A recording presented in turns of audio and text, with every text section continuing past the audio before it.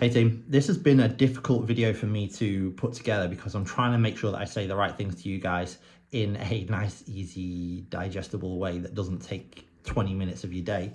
But thank you for your questions about cortisol levels, your lymphatic system, supplements, and obviously ring muscle ups.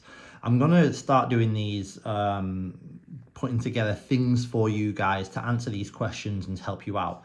The issue that I had right off the bat, which I wasn't expecting, was that I don't see the same things on social media that you see. And I kind of knew that would be the case. But what became apparent to me was that you guys are asking about things like cortisol levels and your lymphatic system.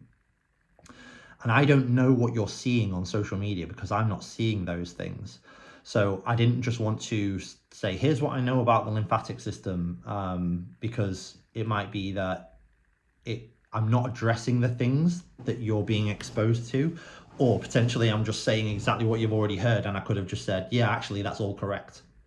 Anyway, I asked if anybody had any of these posts that they could send to me, and they did. And the very first post that came through to me, as expected, was a load of dog shit, but rooted in a grain of truth. And this is the thing that happens with social media, something that I've experienced as a coach now for obviously well over a decade, is that often the misinformation that we see is rooted in a small grain of truth. For example, the post that was sent to me suggested that if we have elevated levels of cortisol, we're more likely to store body fat around the midsection. It's actually true. However, it also kind of doesn't matter, because what that makes people think, and this is what the post explicitly said, was that we shouldn't be focusing on our calorie intake. We shouldn't be focusing on energy balance. We need to be addressing cortisol. And the way we do that is by having this like pre-bed routine where we focus on breathing and we do some like self-massage and things like that. And it's absolutely bullshit. And I can tell you why. This is not just my opinion. This is just fact. This is the law of thermodynamics. If you are in a calorie surplus, you are going to store body fat. Now, yes, if you're stressed, more of that might go around your midsection. However, what if you're not in a calorie surplus? What if you're in a maintenance or deficit? It doesn't matter if you're stressed. There is no excess energy to store around your midsection, even if you're stressed. There's no spare energy. You can't create energy from nothing. Equally, if you're genetically predisposed, because genetics plays a bigger role in where our body fat is stored. If genetically you're predisposed to store more body fat around your hips, then you're going to store more body fat around your hips, even if you're stressed. If you are an active individual, if you have more muscle mass, if you train regularly, your body is going to store body fat differently to if you were sedentary. These are all variable factors that essentially negate this idea that if you're stressed, you're going to store more body fat around your midsection. And even if you do, it's probably going to be very, very minute and small. It's not going to be suddenly like it all goes there. It might be a little small percentage increase that decides to store there as opposed to other places on your body. So it's very, very misleading, and it sells you on something that's not true. And I don't know, I think it's a mix of why this happens. I think some people are just misinformed, even if they're specialists. So the problem with specialists is that they are biased towards a topic. It's the topic that they know about, so they think that's going to be the solution, rather than being able to look at the bigger picture.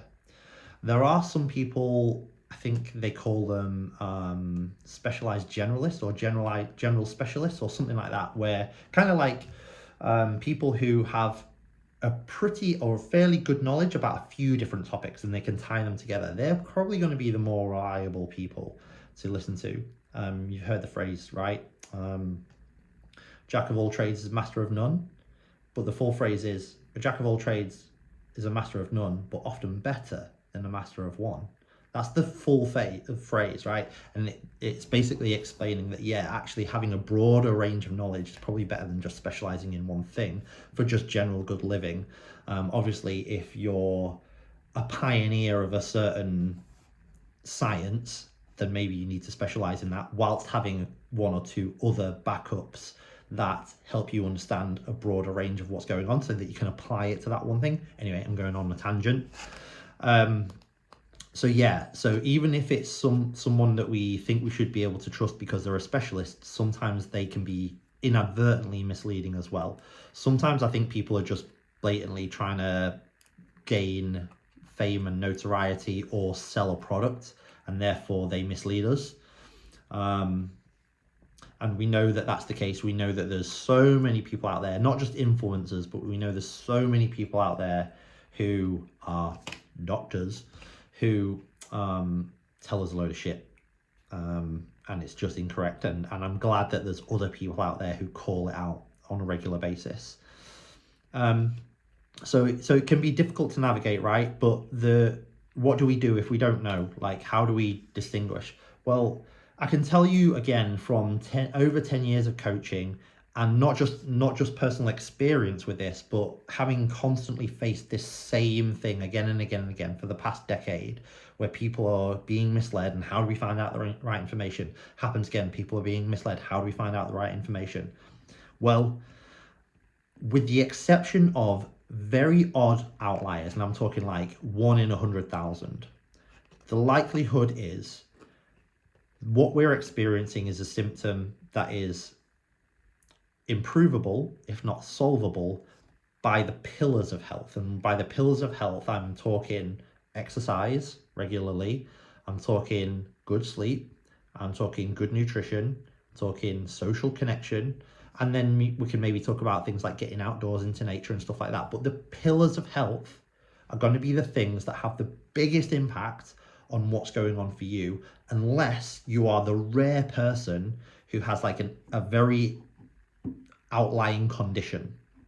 So that can happen, but I think that it's a lot rarer than we think. We get the impression again through social media that it's common, but really things that like chronic stress diseases tend to be like, I mean, I could probably quickly look it up if I wanted to, but it's probably like 1 in 100,000, if not more than that. So the likelihood that anyone in Tough Cookie is experiencing any of this is very, very minor, very minute. Not that to say that it can't happen, but just to say that it's very, very unlikely. And if that's the case, to serve our best interest, we're probably going to be doing a better thing looking at the pillars of health rather than looking for these random kind of outlying potential reasons for what might be going on, like our lymphatic system or our hormones or something like that. Not saying that they can't be affected, but I'm saying that it's probably the causation is in the opposite direction. Like the hormone might not be or it can be maybe a bit of a loop, but the hormone's not the thing that's affecting your training, your recovery, your sleep, your nutrition, your mental health. It's potentially the other way around. And I would suggest more likely that way than the other way. But the point that I'm making is that it's often quite boring. The answer to these things is quite boring. It's like, yeah, you need to make sure that you're exercising, eating well, sleeping well, doing the good things that keep you in good shape and healthy. And it's not sexy, doesn't sound exciting, doesn't grab our attention, and we feel like, well, I'm trying to do those things. I get that. I understand. I'm with you there. We're all trying to do it, and it feels like we're still not hitting it. I think that it's not even that we're not doing it well enough. I think it's just that life demands so much of us that in order to find that balance, we have to work extra hard at it, which sounds like we're adding more to our plate, right? Instead of taking stuff away. But really, when I mean working extra hard at it, I mean like being very, very good at reducing what we have to deal with and focusing on simplifying how we approach our health and things like that by making sure that we are socially interacting and we are exercising regularly and that we are being pretty good with our nutrition. They're the things that are gonna actually really, really help us. And this is my experience, but it's also from having gone through this process for over a decade with hundreds of my clients and coming back to the same conclusions again and again and again, not just me, but everyone who I research, who is also trying to find out the same answers that I'm trying to find out. It's not sexy, it's not exciting, but it is the honest truth.